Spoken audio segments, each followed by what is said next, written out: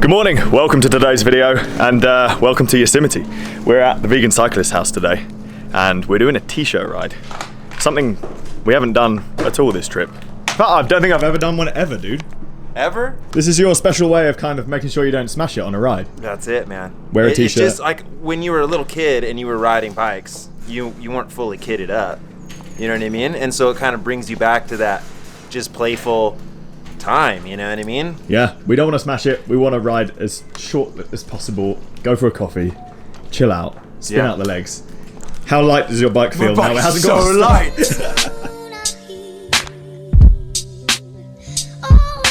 Gotta give them some shit to listen to in the wintertime. Fuck with us. So one thing about this ride, I cannot believe how fast my bike feels right now. I wish I could go no bags for the rest of the trip. Where have you taken us, man?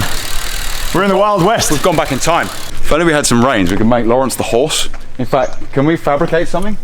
Or string around? Like the Jeep in the background kind of ruins the atmosphere. The authenticity. Yeah.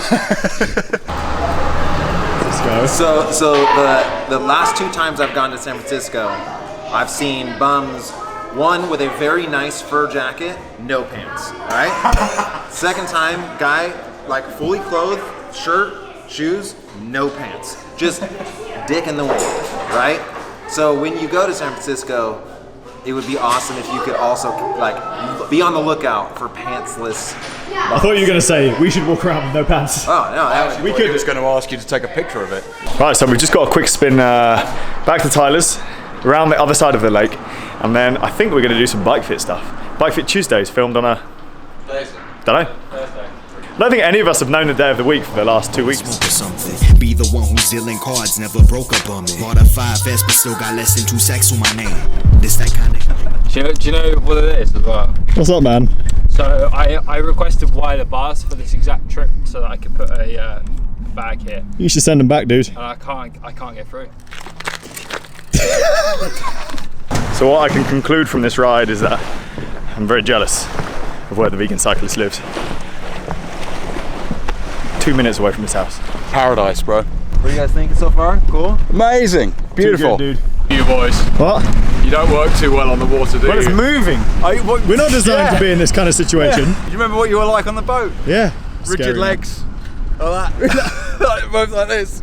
That looks annoying, dude. You should probably go tubeless.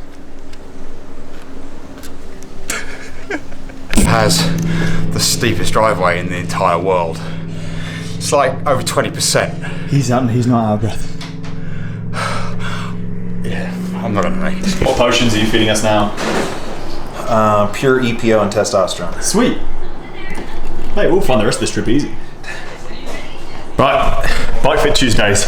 Filmed on a Thursday or something.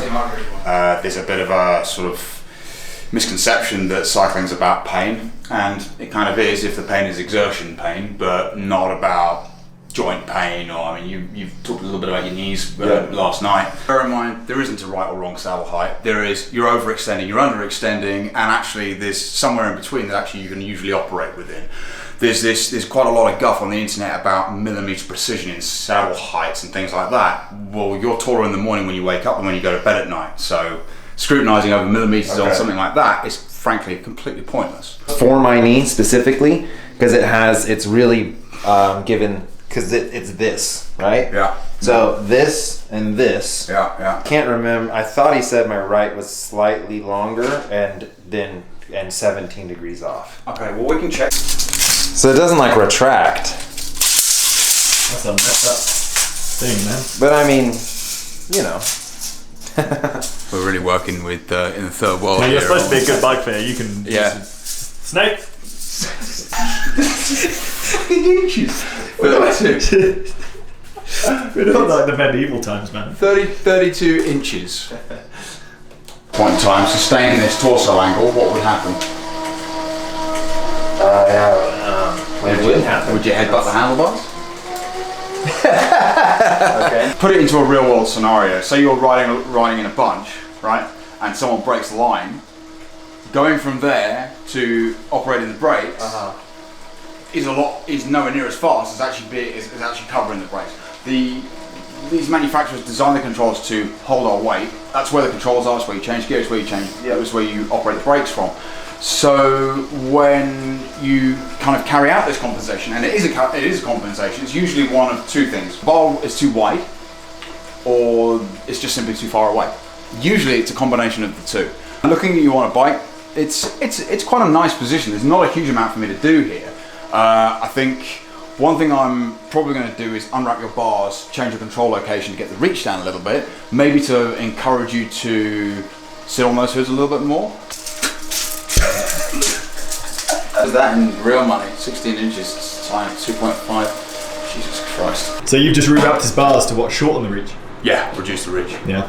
Mostly because it spends, I mean, you can see this wear on the bar tape here, which is really, really common. You see it a lot, whereas, because bearing in mind, like Tyler is taller than average height, but a normal size bike, 54, 56 centimeters, usually comes with a 42 bar, which I am 99% convinced is too wide for most people. And I found this isn't my opinion. When I have a rider in my studio and I don't tell them what I'm doing, I change them from a 42 to a 40 and they go, oh my God, this feels so much more comfortable.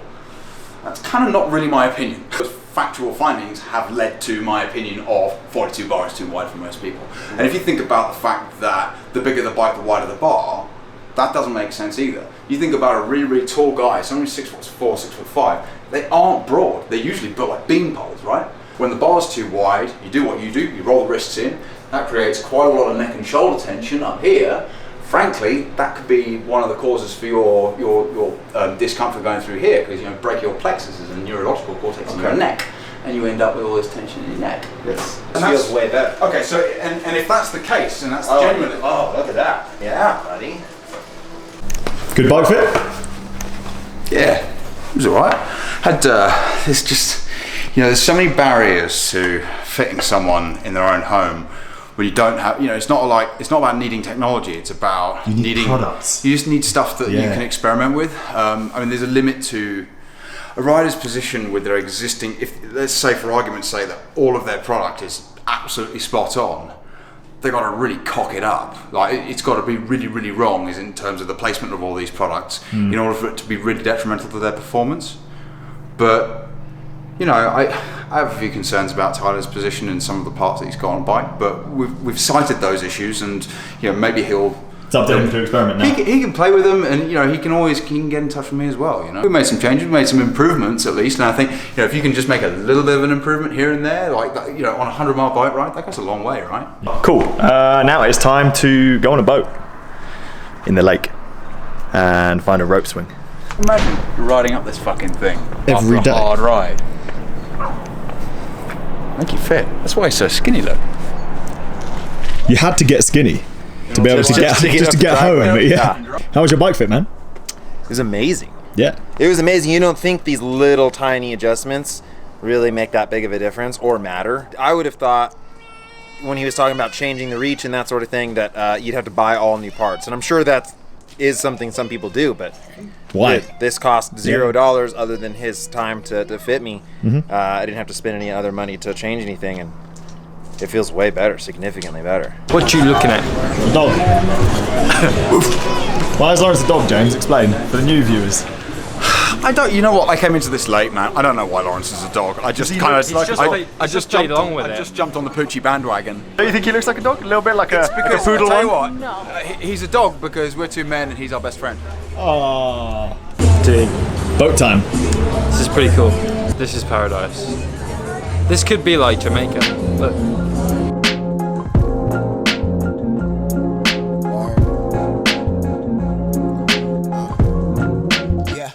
Falcon kick into the faces of the infinite.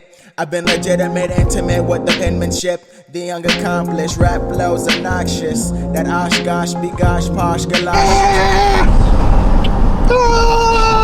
Hooked up with this company that does custom flannels, right? Because I want to start selling some flannels. So they're showing me some product samples of what you can do. Like this one, they have a logo on the back, whatever. This one they sent me, dude, 5XL. Oh, that'll fit James. Bro, 5XL. This one it's borderline a blanket. Wait, let me just do my top button up, mate. The 5XL.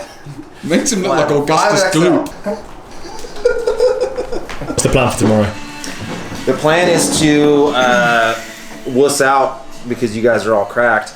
But we're gonna drive in to Wawona. We'll have about a 2.5 hour climb to Glacier Point, and that's pretty good. And that's, I think, 5,000 feet of climbing overall. And the whole climb, you don't really see anything great until like this little. You come out of the trees, and it's just I cannot wait. So good. It's gonna be good.